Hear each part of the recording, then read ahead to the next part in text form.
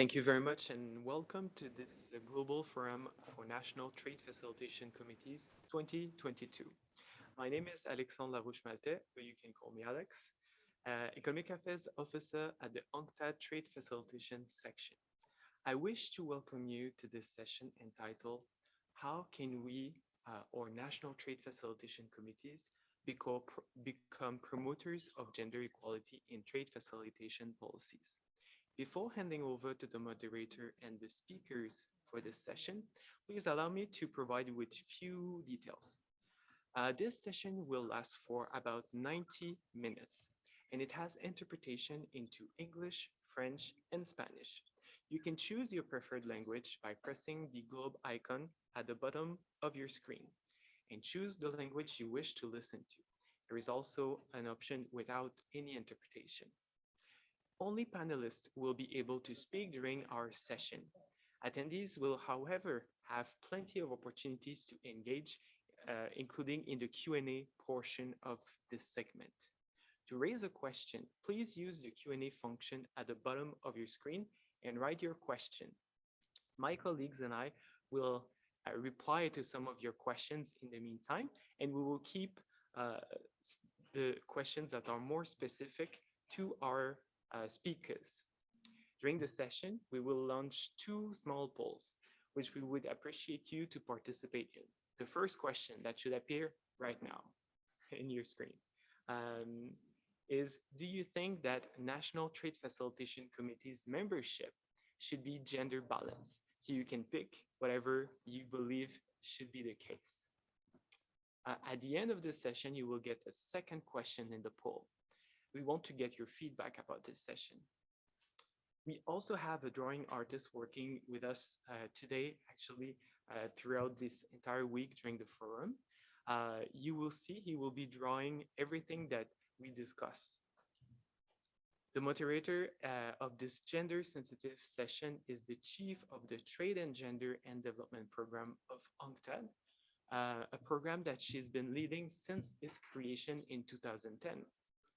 She's an experienced trade analyst with a long and successful career at the United Nations. Simonetta has worked on many trade and development issues, and she's conducted related analytical, intergovernmental, and capacity building activities. It is now my pleasure to hand over to Ms. Simonetta Zarelli. Over to you. Thank you, and welcome to everybody.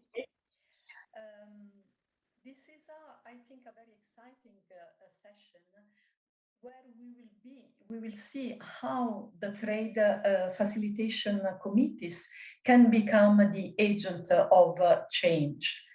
And we have four outstanding speakers from the Democratic Republic of Congo, Rwanda, Ghana, and Indonesia, who will share with us how they are making these changes, what are their goals, but also what are the difficulties that they may have encountered in their efforts to make the National Trade Facilitation Committees more gender sensitive. And you will see that there will be a conversation, a discussion about a topic that is very, very much related to trade facilitation, that is women in small scale and informal cross-border trade. Now we know that this kind of trade activity is essential for poor communities living close to the borders. And many of the small scale and informal traders are women. And those women very often are the head of the household. So this economic activity is crucial for the well-being of the household. And in border area, cross-border trade is often the only possible activity that can be carried out. At the same time, we also know that cross-border trade contributes to food security, to cooperation and integration at the regional level.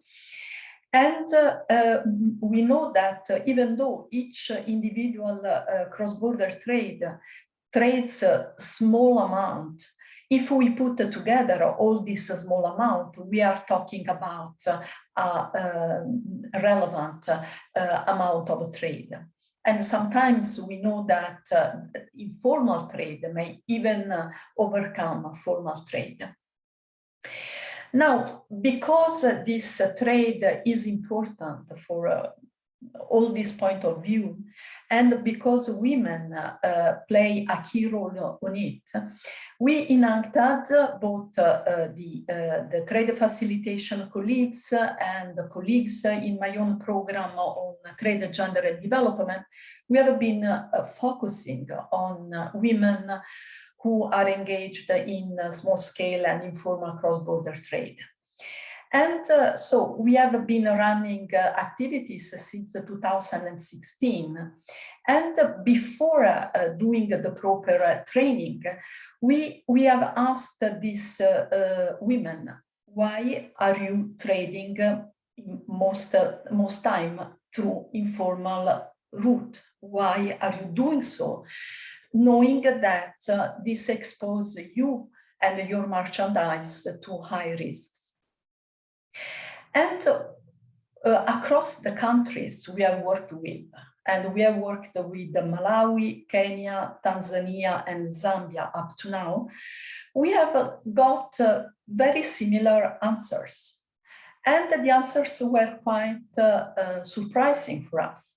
Because first of all, we were told we run small businesses, and to formalize the business, to do it through official paths is something for big companies.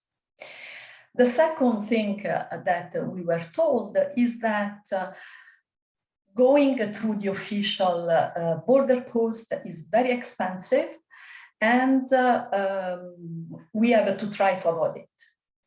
And then we asked, but who told you? Why it is so expensive? Why it would be so much better to go through the informal crossing paths, despite of all the risks that it implies? And the answer was because it is very expensive, and this is what other informal traders told us. So we realized that there was very little knowledge of what are the rules and what are the customs procedures. There is this, so this trade and the option to go through the informal paths were based on kind of rumors, things that in the border communities are said by people. So we said, okay, in this case, perhaps the first thing to do is to try to demystify this concept. And so we have started training small scale and informal traders, especially women, but also the representatives of cross-border trade associations. And then we have, we have explained what are the rules, the trade rules, so what are the customs procedures. We have explained that there are simplified trade regimes from which small-scale traders can benefit.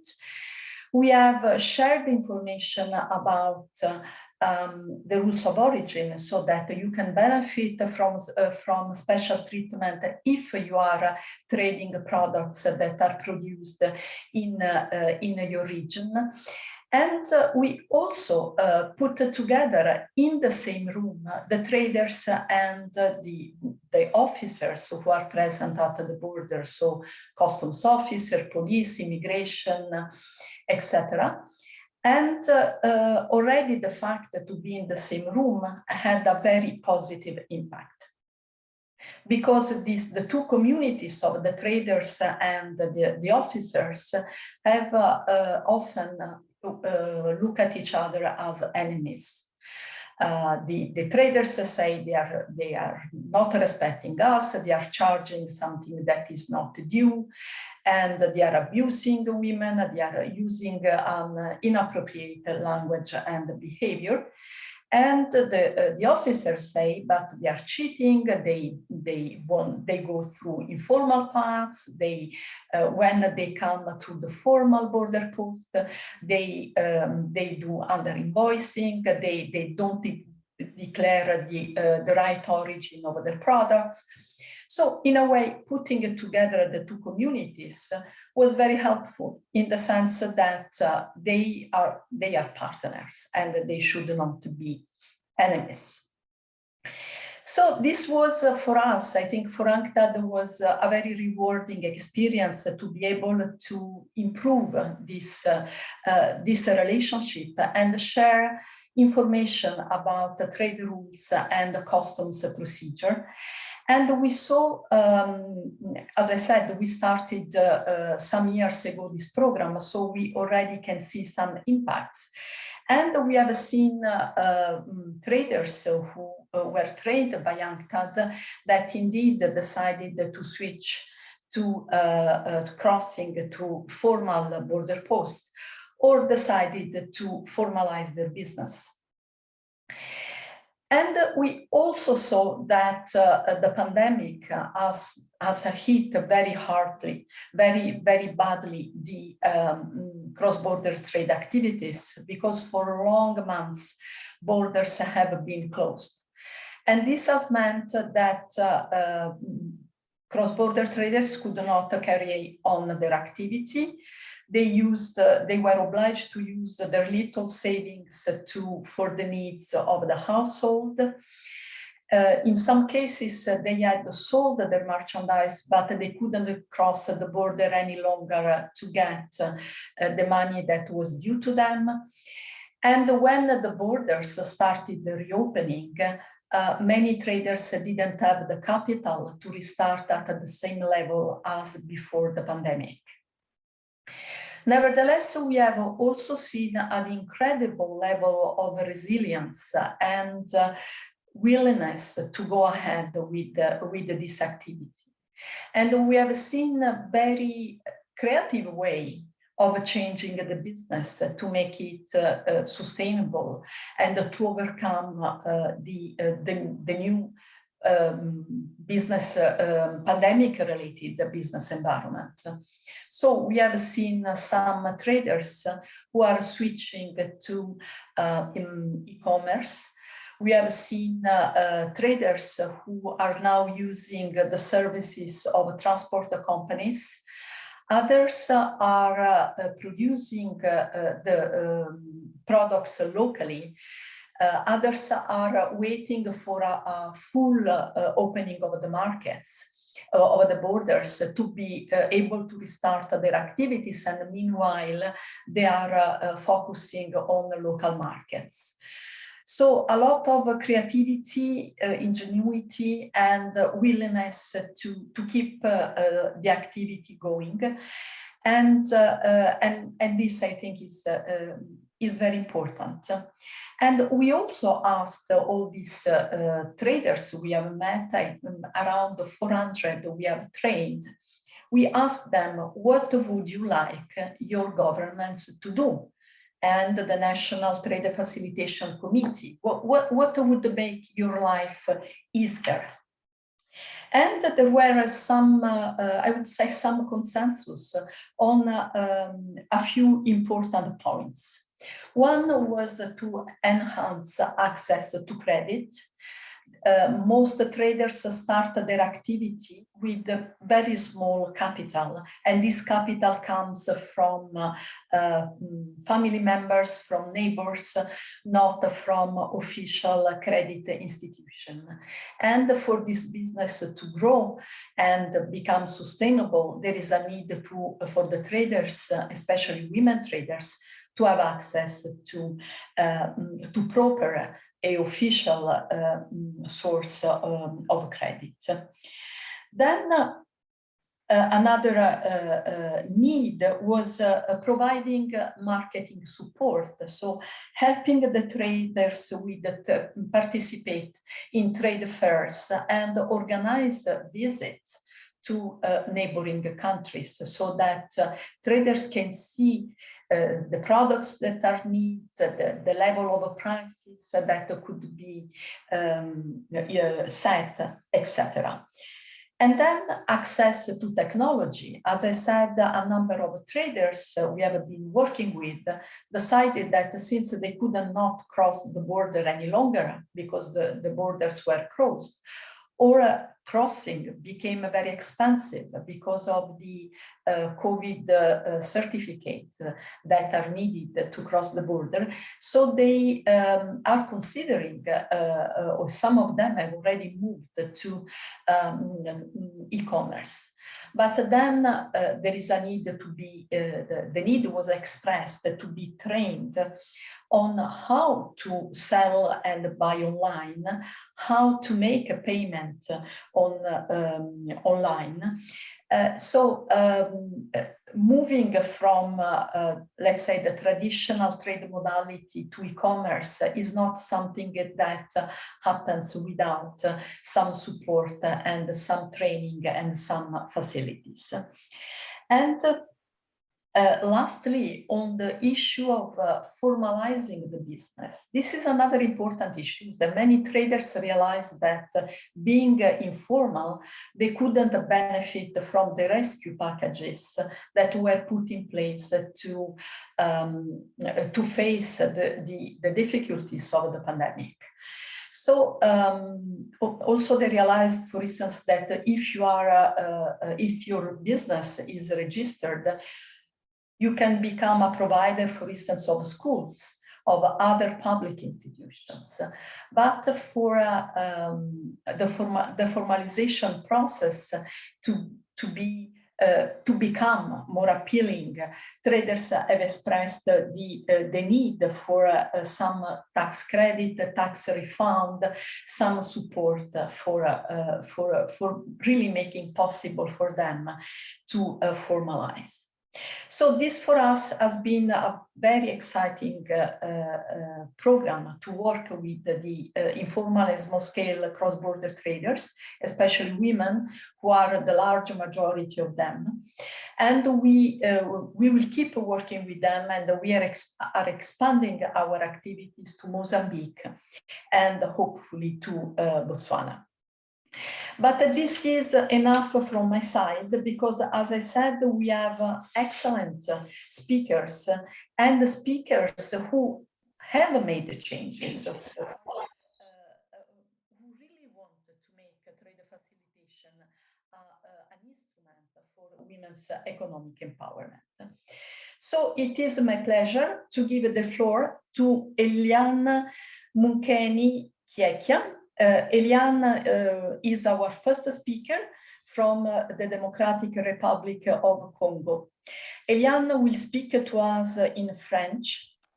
Very briefly, Eliane est la vice-présidente nationale en charge des femmes et jeunes entrepreneurs dans la Fédération des entreprises de la République démocratique. The Congolese Business Federation in the DRC. She has done a lot to speed up the implementation of trade facilitation reforms, in particular thanks to the National Trade Facilitation Committee of the Democratic Republic of Congo. We're very interested in what Eliane is going to tell us about her experience and about the very solid results that she's obtained. Good afternoon, everyone. I will do my best to speak steadily so as to ensure good interpretation. I'd like to begin by thanking Madame Simonetta, because I listened very closely to what you just said, and I fully agree with the summary of your message. So once again, a big thank you also to the United Nations Conference on Trade and Development for inviting me to share my experience with you. Now, let me see if I can share my screen. I'd like to give you a brief overview of my experience now. I see that what I prepared earlier is not appearing. I'm not managing to open up my presentation. Alexandre, maybe you could share the presentation for me. I'd be most grateful. Well, we can see your presentation perfectly clearly now. Fantastic. Thank you very much. I'd like to tell you about the main challenges that women face, women entrepreneurs, when dealing in cross-border trade. I have structured my presentation in 3 parts. I will begin by telling you about the challenges that women face, or faced rather, in the context of cross-border trade prior to the pandemic. And I'll also tell you about the implementation of the National Trade Facilitation Committee. Then I'll move on to tell you about the efforts of the National Trade Facilitation Committee to help women despite the pandemic. So to begin with, and to tell you about the challenges faced by women prior to COVID, let me begin with challenges linked to gender. As Madame Simonetta said, women face different kinds of challenges. I will try to categorize the challenges. This should enable us to make specific recommendations. So first of all, the challenges linked to gender. These are challenges that women face by virtue of being women. If they are not a woman, then they do not face this kind of challenge. As Madame Simonetta said earlier, there is often a lack of basic education, and this gives rise to difficulties in terms of reading and understanding texts. Then there are language barriers and the challenges linked to those. If a woman does not understand official French language, then that can hamper their ability to exercise their rights. And the third challenge that women face because of being women is a lack of vision. That is to say that women tend to engage in subsistence trade and they stop at small scale production. And this lack of vision blocks them and they can't go further. That is a general observation I have made. And finally, still under the challenges linked to gender, women face the threat of stereotypes. They fear networking events. They're afraid of attending events where men attend because they are afraid of what will be said. Then there are challenges linked to political instability. Men face these challenges too, but I'd like to go into a little more detail about the challenges that women face in the context of political insecurity. First of all, there's a lack of health insurance and other kinds of insurance. If a woman's husband or child falls sick and there is no health insurance, then women risk bankruptcy very quickly. Another challenge, also linked to politics, is that of financial exclusion. There have been improvements in terms of the DRC's politics, and there have been efforts to help SMEs financially, that is, but this financial exclusion does tend to exclude women from access to markets. Women do not have enough to meet the standards, and so they are simply unable to access markets. Then there are the frequent changes of political figures.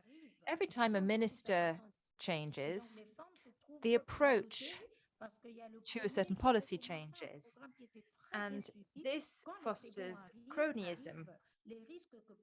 The risks that might have faced women under one minister change when another minister arrives. And then, of course, there's war between countries or war between neighbors. So you've got the wars between Rwanda, the DRC, and Uganda, and this has significantly hampered trade, in particular for women. War and civil war really sets women back a long way.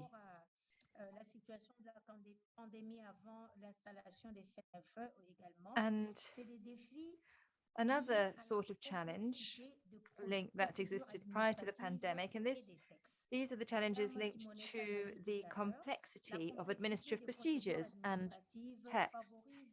Madame Simonetta said it earlier. Complex bureaucratic procedures foment corruption and hamper women's activities. Then there's the linguistic. I beg your pardon, says the chair. Could you please move your slides forward as you go along, because that way we will be able to follow your presentation. Oh, yes, you're quite right. I do apologize. So I was talking about the linguistic barriers. These tend to make it difficult to understand texts and foster corruption, because if somebody doesn't understand something due to lack of education, she will take at face value whatever anyone says to her, really. Then there's the high number of men in positions at the borders. This exacerbates stereotypes, physical violence, rape, and the seizure of goods.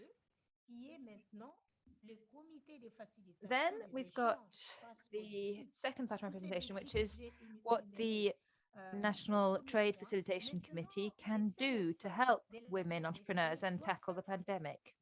So first of all, this committee needs to meet demand.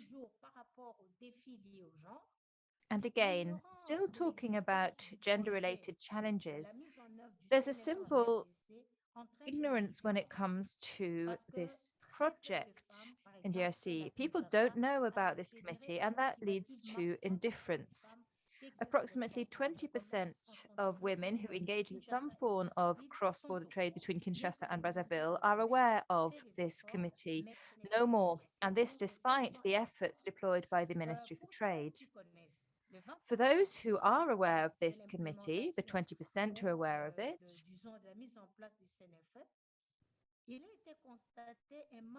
we have noticed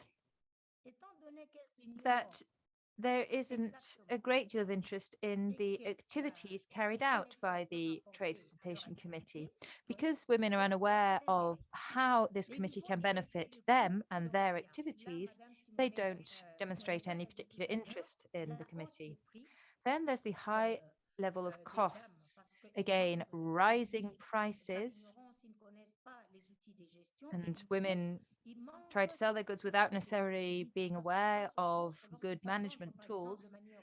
They lose competitiveness, because if they try to sell their goods in Rwanda, and 1 kilo of yam costs a lot less in some places than in others, and this leads to a loss of competitiveness for the women trying to sell it, for instance, in Rwanda compared to the DRC. Then there are the challenges linked to the lack of information and the lack of training sessions on the African Continental Free Trade Area. There seems to be no appeal for this. And so it confines people to trading within a country's borders only. Then there's the lack of political will, which leads to the automatic exclusion of women from the preparatory meetings for the implementation of the National Trade Facilitation Committee and the other WTO-led initiatives. Efforts are being made here. There are awareness-raising campaigns that are happening in our country in a bid to raise awareness among women, but it doesn't seem to be enough yet. And then you've got the challenge linked to administrative procedures. As I said, the forms that need to be filled out are all in French, so many women simply do not understand them.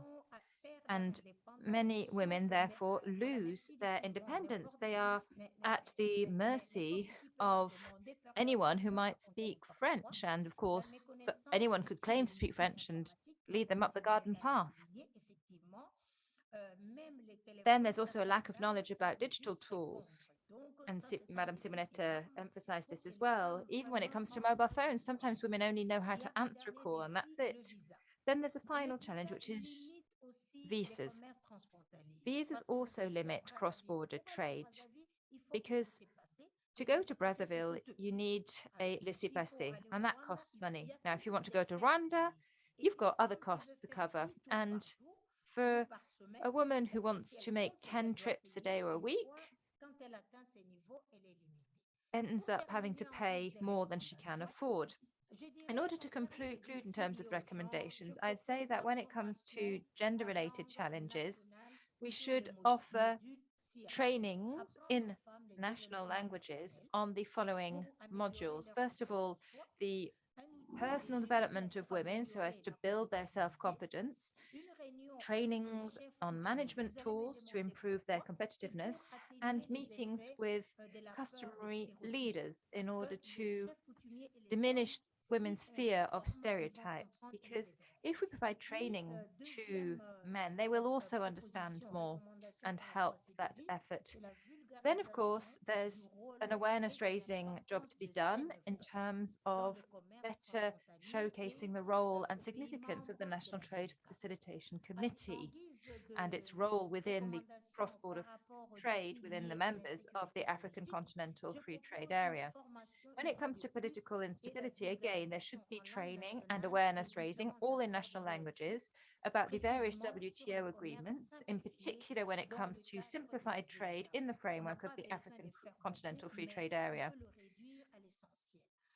You don't need to offer a huge array of trainings, but rather just boil it down to what is absolutely essential. Then you've got to involve the government in order to make cross-border trade more secure, both in terms of insurance, health insurance and others, and financial inclusion. My third recommendation here would be to promote or get regional economic communities to do some advocacy work in order to protect women's businesses during wars or other kinds of disagreements. It is often women who get caught up in cross-border disputes who suffer the most. And finally, when it comes to the challenges linked to administrative complexity, well, I would recommend facilitating the movement of people within the member states of the African Continental FTA. So for the DRC, for instance, this would concern Rwanda, Burundi, Uganda, and Congo-Brazzaville. And there should be training provided in new TICs. And we should also increase the number of women in the monitoring or control brigades. There tend to be more men than women in these border forces. And that has a negative impact on women because men tend to let their hands wander too much. And then there's the challenge linked to the complexity of text. And here we could translate text into pictograms or visual images, because sometimes even if you translate a text into a vernacular language, women who don't know how to read won't understand any better. So we need to use pictures and explain to women through these images. Then we could also sign a joint venture with the telecommunication companies, the relevant telecommunication companies, so that they could implement or roll out translations in national languages. Ladies and gentlemen, thank you very much for your attention. And I hope I stuck to my 15 minutes. Thank you.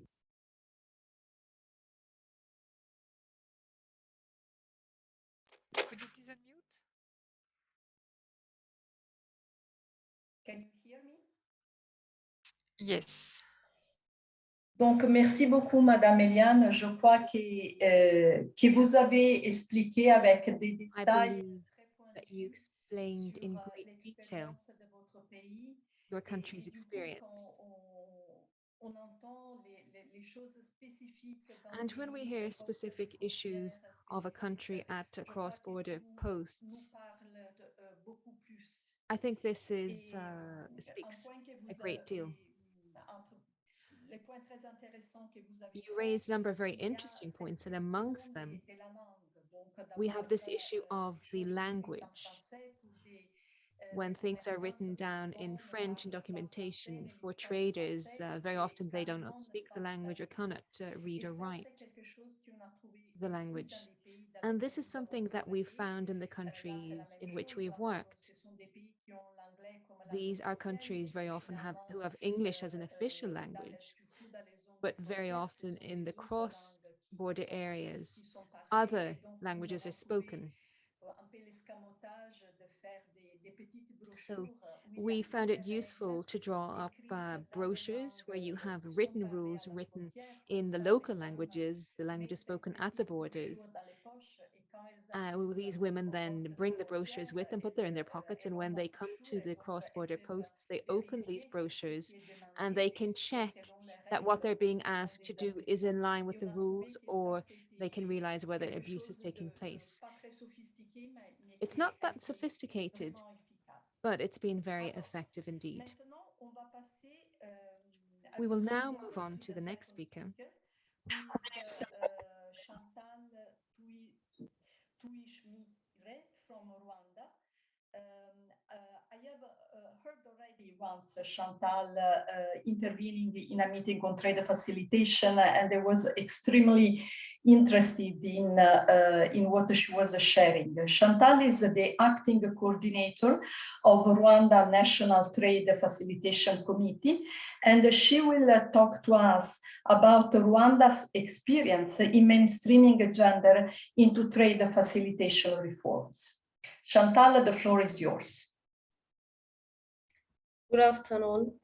Thank you so much for giving me the floor. As she was mentioning, Madam Senorita, I'm Chantal Tuishime from Rwanda, Ministry of Trade and Industry. I'll be taking you through the Rwanda's experience in mainstreaming gender into trade facilitation reforms. I hope you can hear me very clear. Absolutely well. Okay, let me start my presentation. Yeah, thank you so much for this opportunity, and thank you for organizing this session where I'll be sharing our experience as Rwanda, and we need to first understand where we are and to know where we are going. So in regard to the trade in between countries and trade in terms of trade facilitation reforms, the content will be like this. We'll be talking about the introduction, the status of where we are as Rwanda and where we want to move to, and classifications. More I'll be taking you through, and it will be an interesting sessions. So Rwanda has ratified trade facilitation agreement in 2016, and it came into effect in 2017. It was established by cabinet meeting, so meaning it is under the framework of all of laws. And we have committee members, which is made up by 32 member institutions. Our membership is based on institutions. For me, I'll be focusing more on Trade Facilitation Committee. So that's how I'm now showing you how our memberships looks like. We have 63% from public sector and 30% from private sector. So this is where these people meet and then discuss how far can we facilitate trade, not only the formal one, but the informal one as well.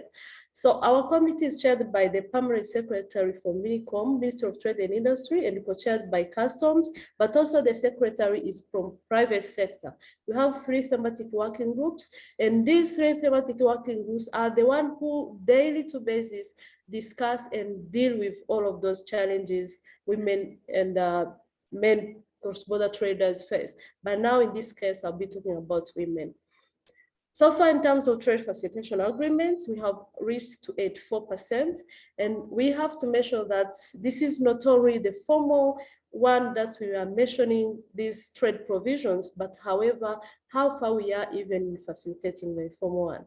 In terms of the classifications, we have the formal cross-border trade and informal cross-border traders, of course, where the formal ones are those female traders or male who deal with custom, who pass through border trade points.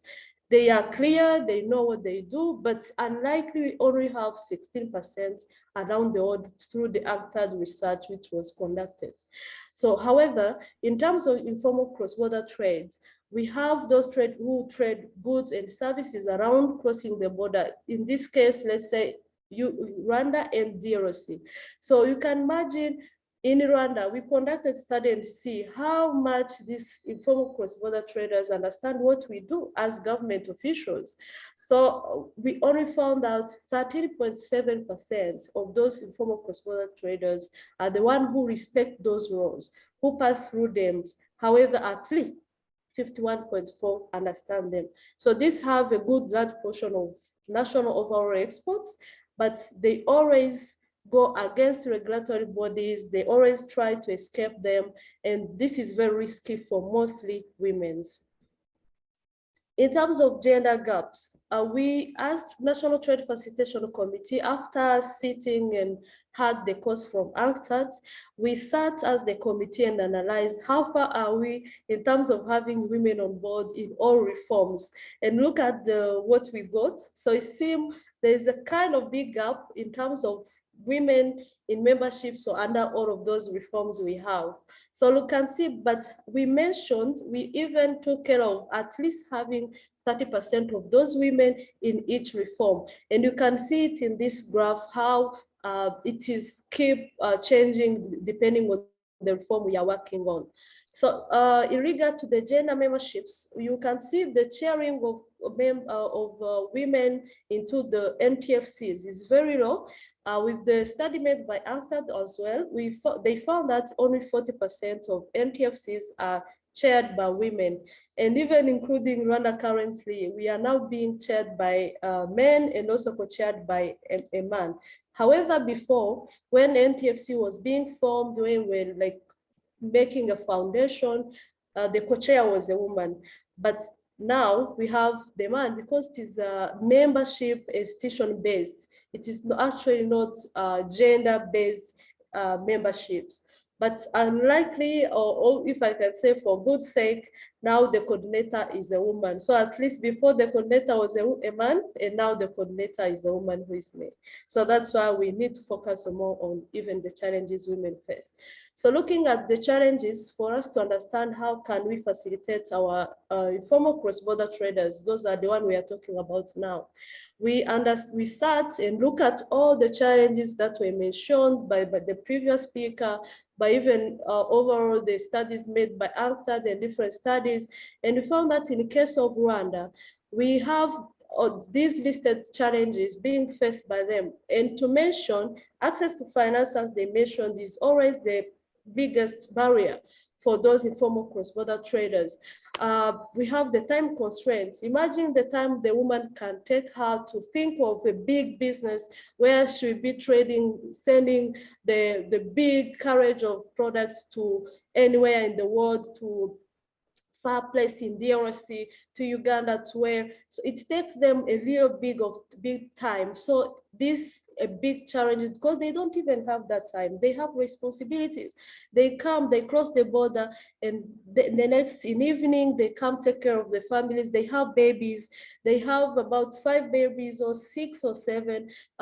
Their husbands sometimes are not even responsible So they take care of the family, so they can't have that time of thinking beyond and how they can even go into a bigger trade. As well as the legal, I've said that only 51 in all of the study that was conducted, about 7,000 cross-border traders, they only understood the rules, but who practiced them? Because if they don't practice them, it shows that they don't even understand. So look at it.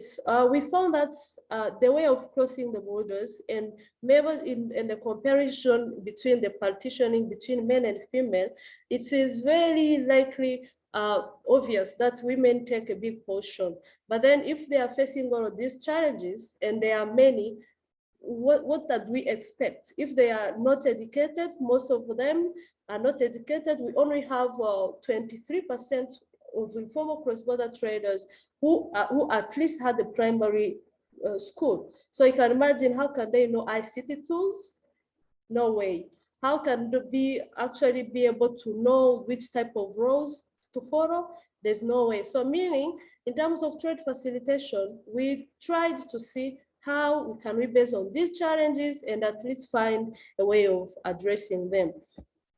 As far as Rwanda is concerned, as where we choose to be a private sector-led economy, you can see we tried to analyze, starting by our brother, big country, DRC, our friend, and we've tried to analyze how much time does our neighbors, our friends from Congo, cross the border with Rwanda. And we found the frequency is about 782. You can imagine if one woman can more often, it means she even crossed the border about 10 times or 5 times. But in terms of trade facilitation reforms and the pillars of the trade facilitation agreement, there's a way we tried to actually address this. In terms of transparency, we have the trade information desk officers. Those people at the borders try to actually deal with those challenges highlighted by women, but also in terms of those formal and even the informal one who can be able to read. We have a common saying that mwana wamfasha. In English, we can say my child help me. So at least they ask their child who is educated to read for them some of the trade procedures or under the trade portal. In terms of simplification, we have coordinated border management, and the border manager is a member of Rwanda National Trade Facilitation Committee. The reason is to make sure that he understands the reforms, he understands what we are supposed to be implementing in terms of agreements, he understands how we can facilitate even those small traders. If we are like lagging behind, he actually can remind us easily that this is the main challenges they are facing, let's help them. So you can even see in terms of harmonization and simplification, we have this STR between our countries, which is being practiced. And then in terms of these trade facilitation provisions we have transparency, we have fees and formalities, we have even other types of provisions, but we sat and see how can we facilitate them through the trade facilitation provisions. Anyone could ask themselves how the National Trade Facilitation Committees clearly could actually reach out to those informal cross-border traders. In practice, it's practical, but sometimes in thinking, people may say, no, there's no way. More often, this is regard to the formal cross-border traders. But we, as NTFC, we start and see the progress. How far are we in terms of helping them, and where do we want to head to? You can see in terms of Article 1, the info are published on the screens at the borders, the big screens. But those big screens, how do we make sure they are always functional? How do we make sure that the information shared there is always updated, and even in all languages that small traders can understand? My fellow from DRC said that how do we make sure even these information are shared in terms of pictures? So this is what we want to do, like enhancing those information. In terms of inquiry points, we want actually to enhance those trade information desk officers for them to understand what they are supposed to be helping those people. But so far, we have a device called Border Uranyuzwe. It's where they rate satisfaction per any border manager who they have passed through. Then you can see also on the trade portal where we have inquiry points, and traders can send their inquiries. But in terms of trade facilitation, how do we enforce this? It is strong awareness for those traders at least to understand what we do. In terms of Article 2, how do we make sure that the consultation is done regularly? We usually have gender ministry in terms of gender and family promotion, and they are more often consulted, and we have women association in private sector. They are also more consulted, but under the NTFC, we decided to have them even on board, even though we decided to bring them as observers, but at least now they are able to contribute a lot to what we do. Then in terms of Article 4, there we talk about the appeal procedures. How do we make sure that these traders appeal? If there's an action worked on them, how do they actually appeal? How do they seek for support? How do they seek for any support from anyone? Those border managers, they are deal day-to-day basis with those trade information desk officers. But if we have to enforce them, we need to enforce them. We need to keep collaborating with them. We need to keep training those border officials, and we do it every quarter. We always do it, but we want to enforce and do it more often. Article 5 as well, we can see there are more studies that shows where we are, but we need to keep actually enforcing this. This is what we request everyone who is on board now. If you're among the NTFC, sit and analyze where are you in terms of facilitating those traders. We tried at least for us to harmonize the reducing the numbers. Imagine a woman carrying a bag of only 5K on the head, and she's going to cost 10 border managers. You can imagine she'll be afraid. That's why we reduced, to those, we remained only 3 key institutions at the borders. We even tried to harmonize, and every time the fees and charges for import and export, but also for those small cross-border traders. We keep dealing with our neighboring countries to see how further can we facilitate them. Also, in terms of Article 7 and 10, how do we ensure that they can do the pre-arrival processing? Individually, it would be very complicated for the trader who only have a capital of 5K, of 10,000, of 50,000 to use the pre-arrival processes. But this is what we did. We put them into clusters, and we taught them how they can actually deal with and understand this process of pre-arrival. So this actually what we even want to enforce more is for them to understand it better, and this would lead to reducing more the issues of corruption and harassment at the borders. How about the single window? How about fees and formalities? What do? We also have, in terms of this period of COVID-19, it was obvious that these people needed support. So we tried to support them. We tried to make sure that their products are sent. We tried to put them into clusters. We tried to understand what they need. We tried to, actually help them, at least their products to be moving, to get them paid. Then we decided to say we need to do this more, and we need to keep doing these trainings. We need to keep doing this monitoring system for at least follow up these small informal cross-border traders who contribute more of 50% to the GDP, to the overall exports. And we facilitate them because we know there's something they give to us. In terms of the NTFC as well, the formulation, we always make sure we have 30% on board in all meetings of NTFCs, but at least we decided to have even those institutions on board. There's other key specific interventions that I would say. Apart from gathering them into cooperatives, they have a problem of access to finance. So what we did, we enhanced and advocated for them. We have financial schemes through what we call Business Development Fund. We have a guarantee of 70% for them. And we try to every quarter at least to train 500 small cross-border traders under their cooperatives.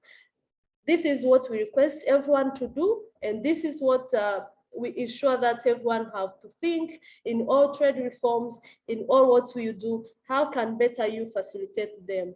Thank you so much. I appreciate. Thank you very much, Chantal. I think that is very inspiring what you said. So on one hand, you confirmed what we also heard before from Eliane. So the large range of difficulties that female cross-border trade face. But, and also I was very impressed by the fact that only 23% of them have a primary school diploma. So really, this indicates that even reading and filling in a very simple form may be challenging. At the same time, it's very encouraging and inspiring to see all the steps the Trade Facilitation Committee of Rwanda is taking to facilitate trade, cross-border trade, and to help women involved in it. And for instance, you mentioned the presence of the title, the officers who sit at the border. And indeed, even in other regions, we have seen that their presence really makes a big difference. Even, for instance, the uptake of the simplified trade regime is much higher when the information officers are present at the border. Otherwise, this instrument put in place to facilitate cross-border trade is not utilized just because it is ignored. So many thanks, Chantal. Once again, most interesting and inspiring presentation. And let us move to next speaker, who is Na Denswa Arietei. Na Denswa is the chair of the Trade and Gender Subcommittee within the National Trade Facilitation Committee of Ghana. And she will talk about how can the National Trade Facilitation Committees promote gender equality in trade facilitation policies. So she will share her experience, and we very much look forward to hear from her. You have the floor.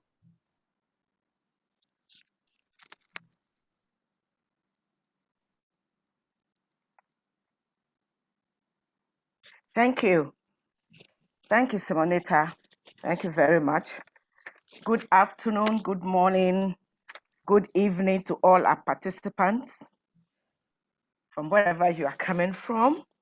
I'd like to take this opportunity to thank UNCTAD for the invitation to this important global forum.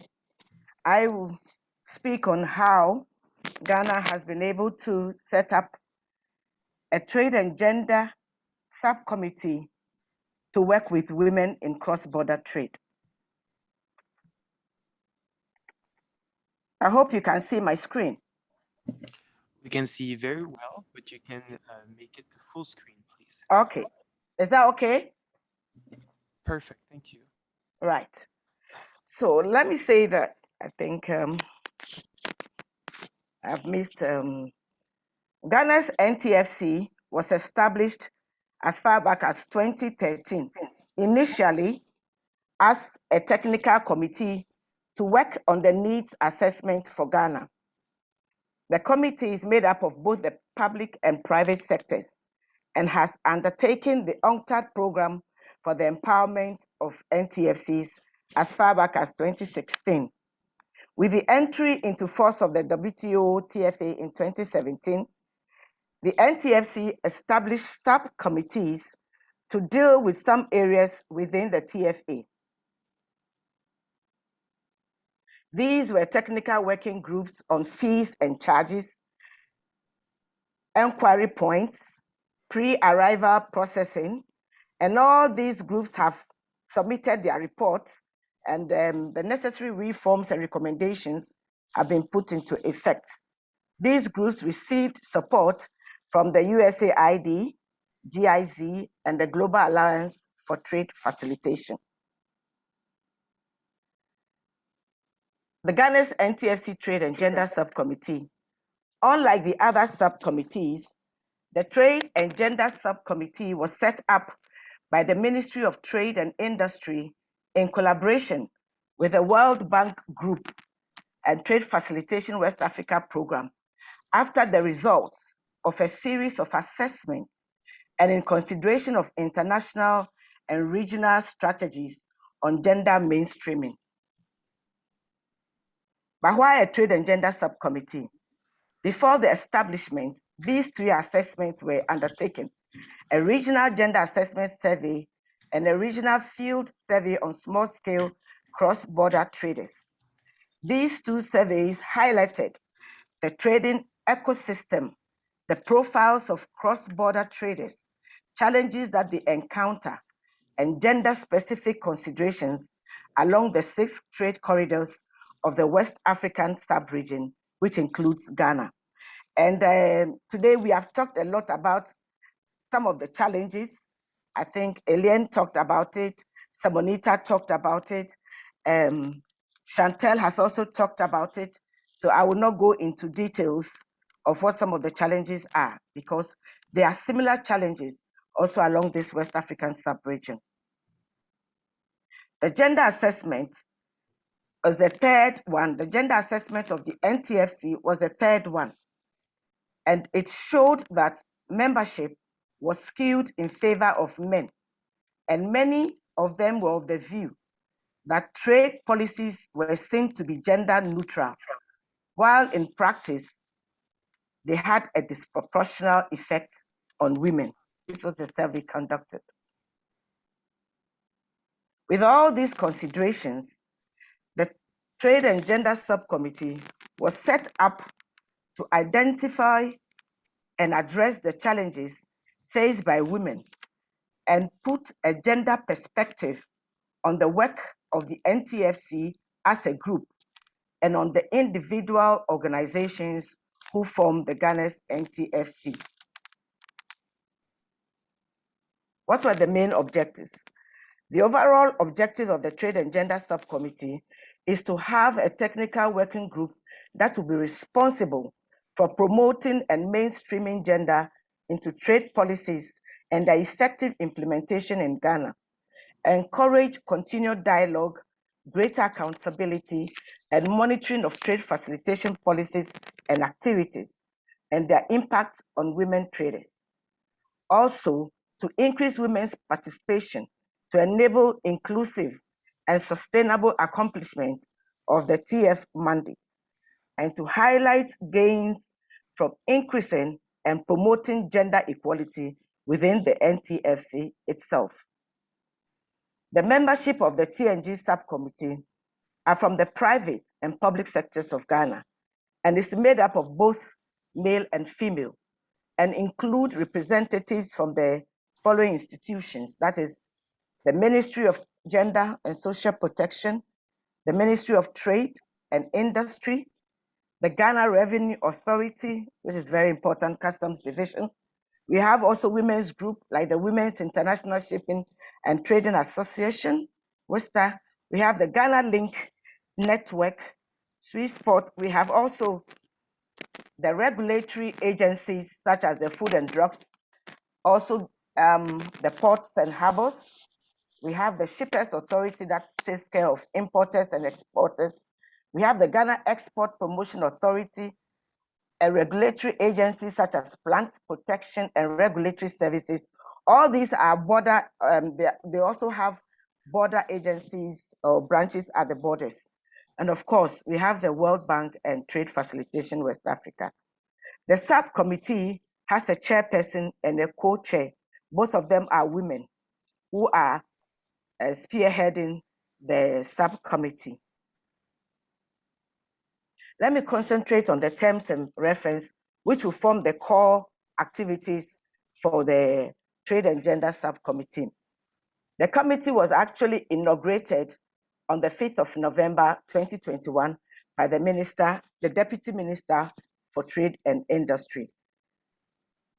So the terms of reference empowers the committee to develop mechanisms to measure the number and percentage of women involved in cross-border trade, and also consult women traders and groups representing women across the trading ecosystem and relay any concerns or recommendations to the larger NTFC, identify non-tariff barriers, and propose solutions to facilitate cross-border trade for women. The committee will also strengthen gender mainstreaming within the NTFC institutional and operational framework. It will also review the operational documents, that is the terms of reference, vacancy announcements, action plans, and suggest ideas, draft languages on how to mainstream gender into these documents. There will be gender training for NTFC members, and then to promote gender or sex-specific risks, vulnerabilities, and needs, and assess if they contribute to the economic empowerment of women. The committee is also mandated to undertake or commission research to improve sex disaggregated data collection and dissemination, and then identify men in the trade ecosystem as gender champions, he for she, and advocate for the appointment of women in trade to leadership roles as appropriate, and also to collect and share individual, regional, or international best practices, policies positively impacting women traders as a point of reference for all gender-related matters of the NTFC, and to also disseminate ad hoc communication materials intended to showcase NTFC's work on trade and gender. The current challenge is the lack of a functioning secretariat, a secretariat well equipped to handle the affairs of the NTFC and the work of the Trade and Gender Subcommittee. Like I said, the Gender Committee was set up only last year in November, but there's a need to build a permanent secretariat that is fortified to be able to undertake all of the terms of reference that has been enumerated. It is important to build a strong secretariat to move this the Trade and Gender Subcommittee, because there'll be a lot of engagement with women in that area. So I'd say that the Trade and Gender Subcommittee of the NTFC is a step in the right direction, as gender issues would be brought to the fore, and policy formulation will have the gender lens and bring in much needed gender balance, especially in the implementation of the TF measures. By the establishment of the TNG subcommittee, awareness has been created for NTFC members who in the past had a general understanding,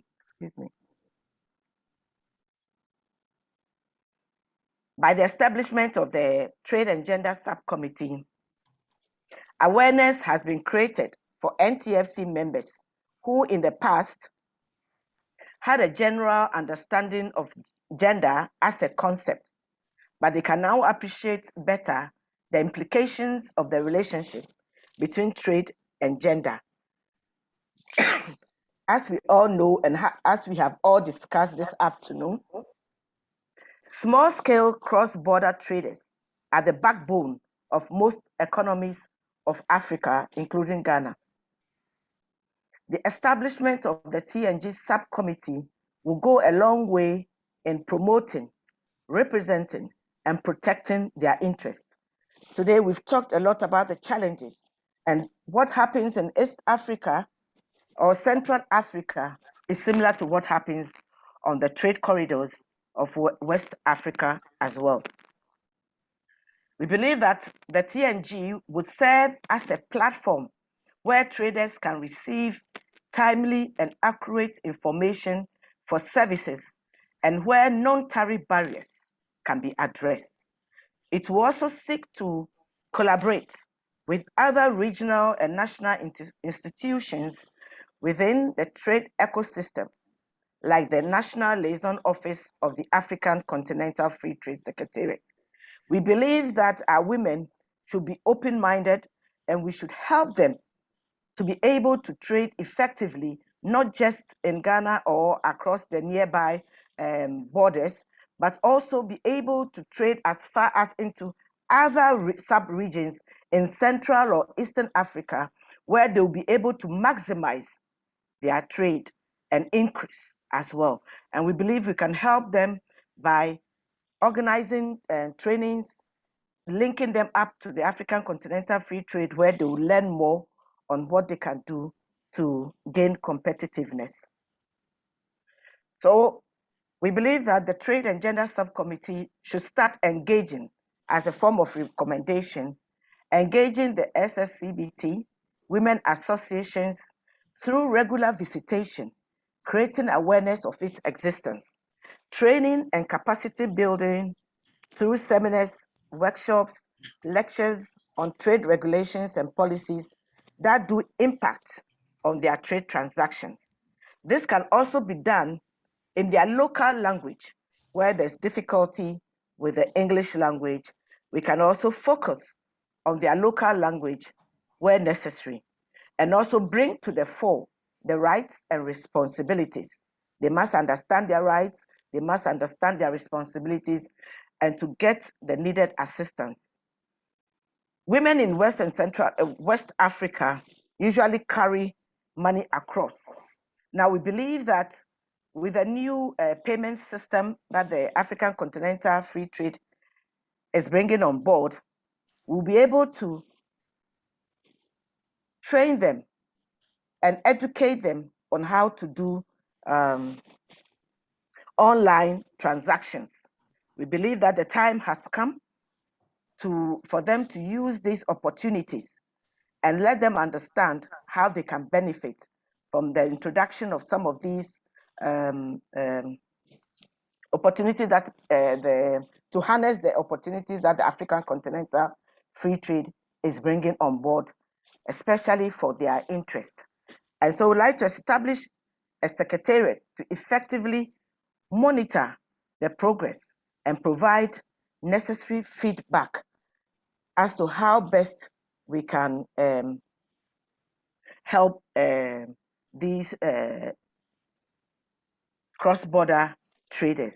We'll be engaging the women associations from this month, where the committee will hold its next meeting. At its first meeting, that is when we inaugurated the committee. That was on the 5th of November. We discussed the terms of reference and we looked at how to start the program. And we'll be starting from our borders, for example, and then the visitations to these cross-border people, and then finally hold a seminar to bring them all on board. And we believe that this will go a long way in fostering closer engagement and helping them in doing their business. Thank you very much for your kind attention. I'm done. Thank you very, very much, Now. I think we had another excellent presentation, and you made many very relevant points. Let me just pick up a very few of them. The fact, and I think it's very true, that the existence of the subcommittee has helped overcoming some kind of old concept, like that trade is gender neutral, while we know that, and we have heard through the various presentations, the impact is different on men and women.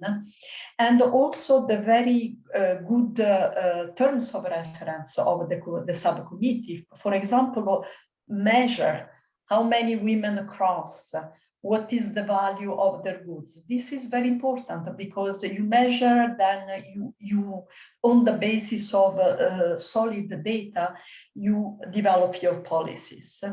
And then I was a bit sad to hear that there is a problem of lacking of the necessary resources to make the subcommittee as efficient as it should be.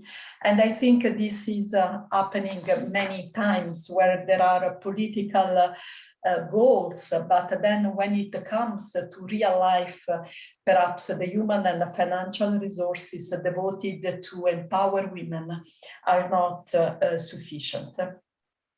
Up to now, we have heard extremely interesting country experience from Africa, and now we are moving to another continent.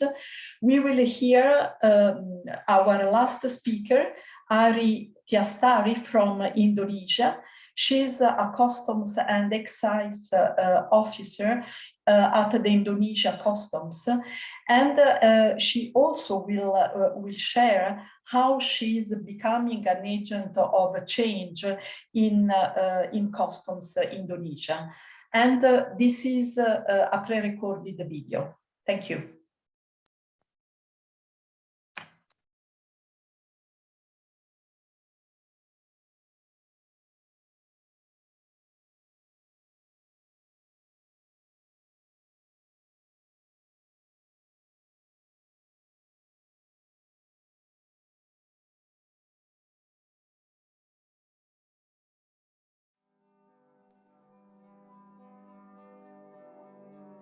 I am Igusti Agung Ayu Ari Tiastari, and I am the section head of Multilateral Cooperation 1 of the Directorate General of Customs and Excise of Indonesia.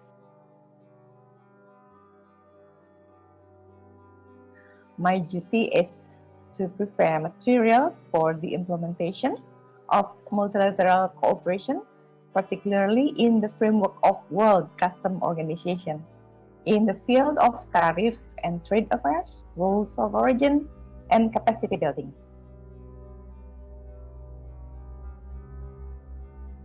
I am assigned as one of the focal points of the DGCE gender mainstreaming team, whose task is ensuring gender mainstreaming is implemented in the DGCE. My tasks include, first, assisting the planning and policy section in preparing, implementing, encouraging work units to carry out gender mainstreaming program. And secondly, assist in the field of communication, information, and education to prepare socialization, documentation, and publication materials related to gender mainstreaming at the DGCE.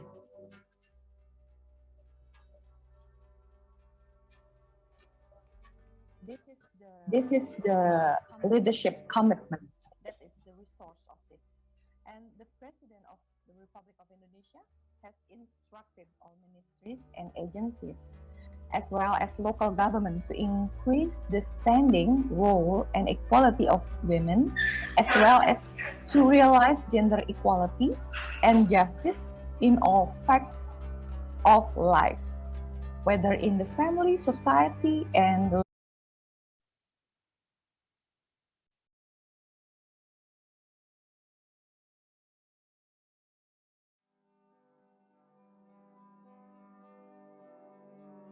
I am Igusti Agung Ayu Ari Tiastari, and I am the section head of Multilateral 1 of the Directorate General of Customs and Excise of Indonesia. My duty is to prepare materials for the implementation of multilateral cooperation, particularly in the framework of World Customs Organization, in the field of tariff and trade affairs, rules of origin, and capacity building.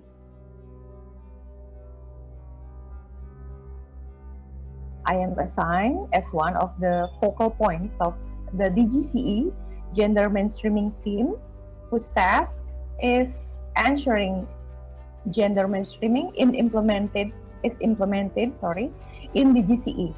My tasks include, first, assisting the planning and policy section in preparing, implementing, encouraging work units to carry out gender mainstreaming program. And secondly, assist in the field of communication, information, and education to prepare socialization, documentation, and publication materials related to gender mainstreaming at the GCE.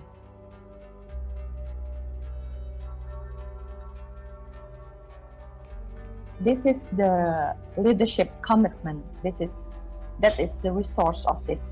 And the President of the Republic of Indonesia has instructed all ministries and agencies, as well as local government, to increase the standing, role, and equality of women, as well as to realize gender equality and justice in all facts of life, whether in the family, society, and the state level. To realize that, it is understood that gender mainstreaming strategy is required.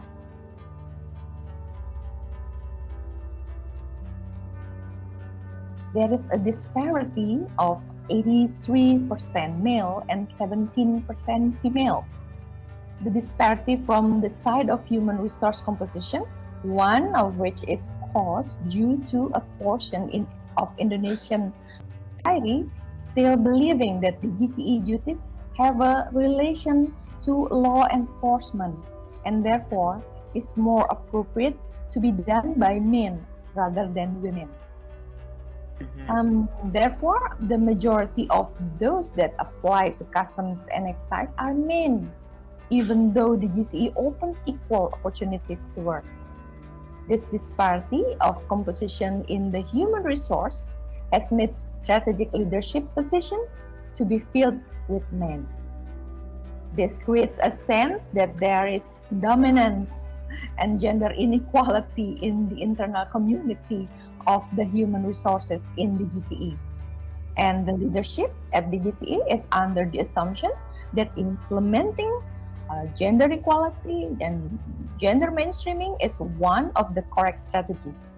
Increase the standing, role, and quality of women, as well as to realize gender equality both in the GCE internal and external environment, which is in the task and function conduct of the DGCE in providing services in the customs and excise to all layers of society.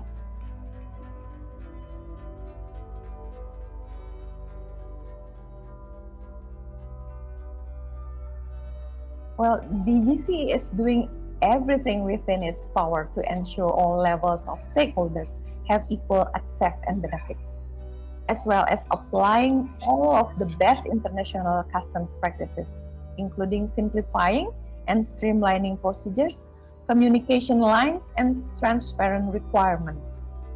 The GCE has an integrated online services and oversight system that is what I call CHESA.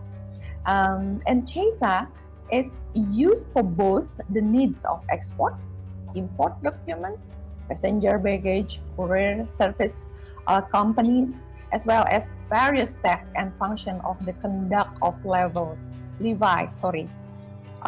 customers and other taxes.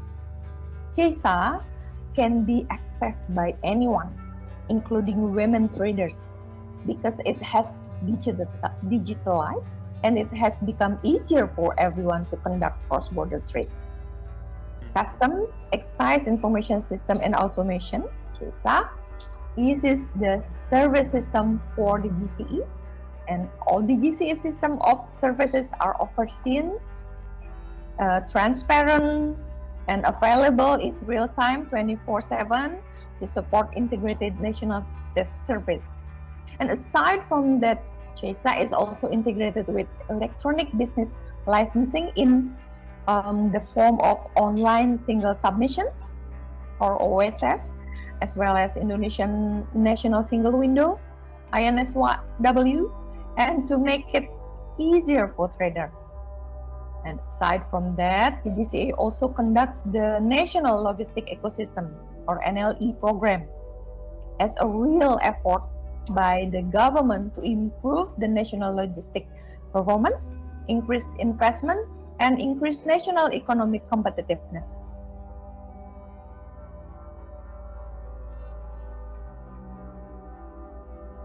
The GCE has been active in participating with the people who have small industries but with potential for export. In between, there are female traders. This is very interesting. First, from a legal standpoint, which such as permits and export procedures, the GCE also strive to conduct business matching by cooperating with Indonesian financial attaché abroad. Effort to bring together potential buyers with the manufacturer and exporters to Indonesia, educated and facilitated by the GCE. One of the DGCE program to facilitate trade is what we call the export clinic. We strive to have export clinic in all customs and excise offices. Export clinic is a consulting facility for small medium enterprises that want to market their goods abroad but do not yet know the export procedures. Export clinic becomes the DGCE's key asset in applying the steps to facilitate gender-sensitive trade in Indonesia. This program provides full support for the industry and trade that is gender responsive as an important aspect to guarding economic growth and national business. This export clinic can educate potential exporters by identifying potential hurdles. For example, if the potential exporter is facing problem from a capital standpoint, for example, the export clinic will arrange a meeting between the potential exporter with an export financing agency. If the hurdle is from a legality document standpoint, then the DGCE will connect the potential exporter with their local trade office. Then, if the hurdle is an export procedure, then direct socialization by the DGCE may be conducted. However, firstly, ensure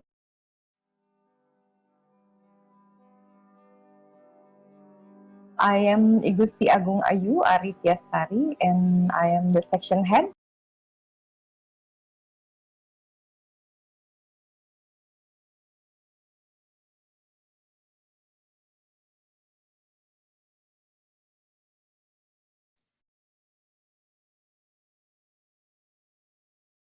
Thank you. I think we had some technical issues with the end of Ari's presentation. And I think now is the time for us to move to a very exciting part of this event that are the space devoted to question and answers. And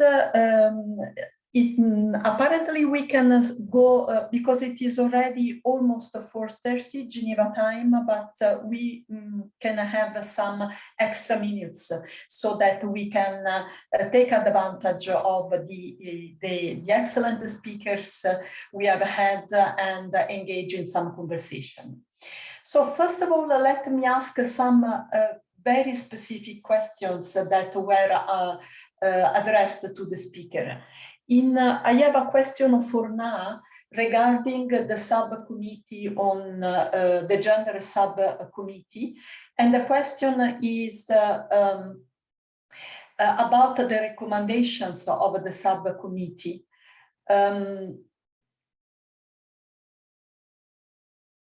The question is about how the reforms are made within the subcommittee. What is the power that the gender subcommittee has? Sorry, the question was in Spanish, so I am kind of reading and translating at the same time. Now, please.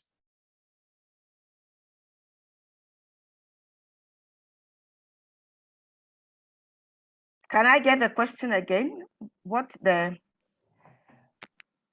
Should I start my video? The question is about how the reforms are made in the gender subcommittee. Okay.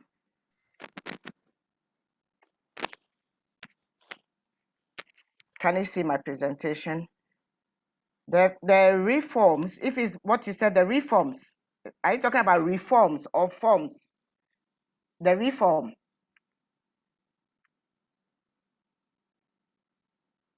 Okay. So for the Trade and Gender Subcommittee, the reforms are that we have put together certain actions to take concerning the challenges that we have already identified. And one of them that we have identified that we can easily take action on is that we'll be giving them training, more frequent interactions with these women associations, especially those at the border, and how we can show them what to do. We have so many challenges that but we will start this year with the interaction, the visitation, and refer whatever recommendations we will have to the mother body, that is the NTFC itself, and then we will take necessary action. We intend to engage the border agencies like the customs, etc. And looking at what we have already from the African Continental Free Trade Program, we realize that there's a lot that our women will have to understand.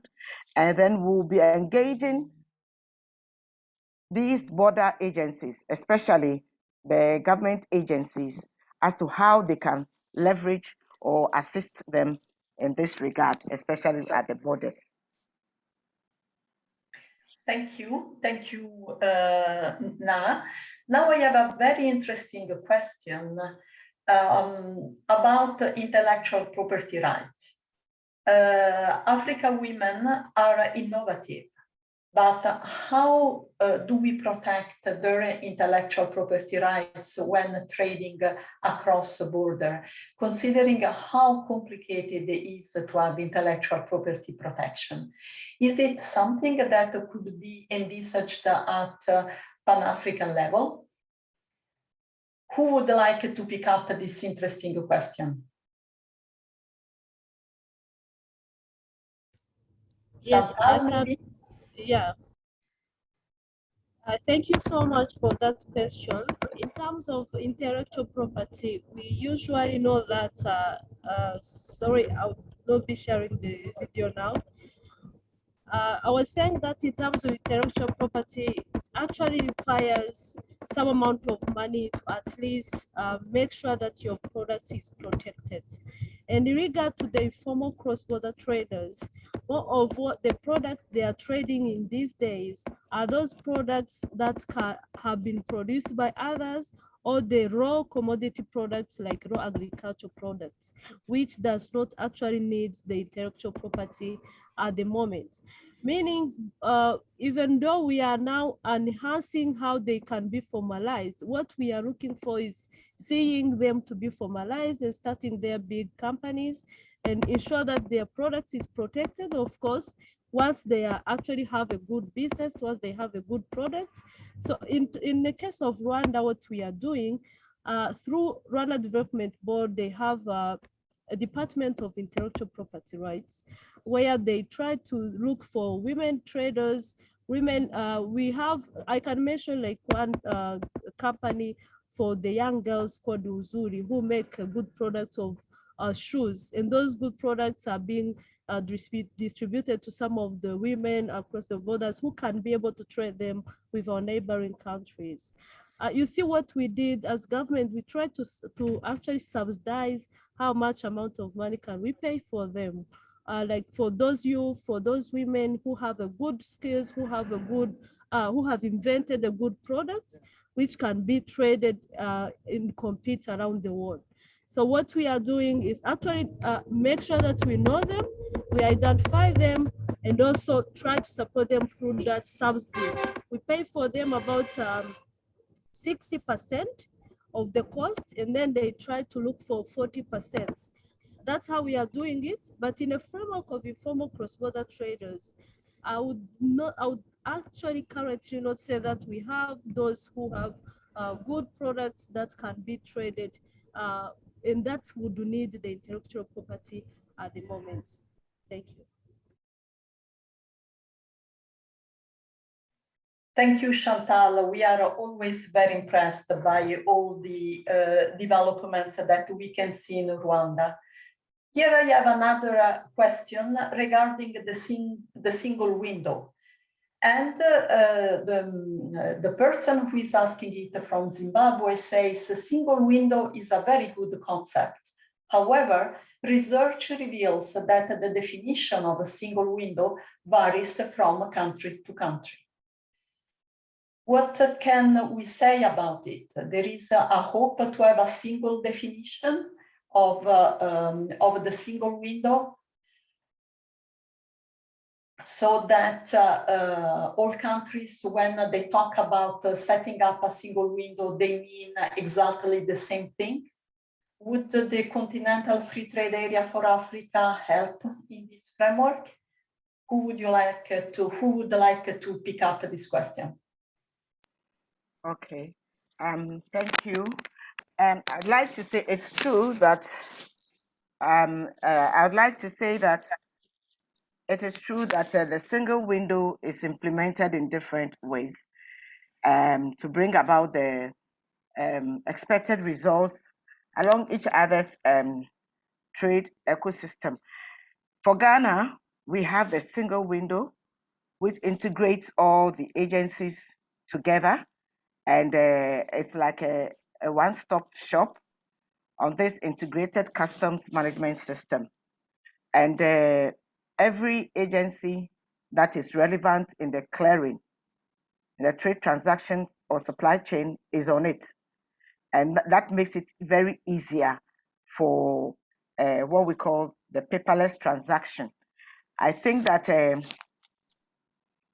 the African Continental Free Trade may work with these systems according to how the countries themselves have it made.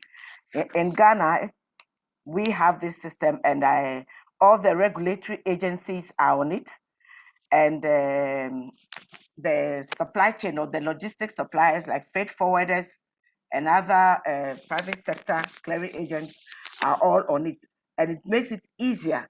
There were challenges, but these are just teething problems which has been resolved over the time. So I believe that the single window is a very good concept, and the African Continental Free Trade will be well supported with this kind of single window system or paperless transactions. That's what I'll say for now.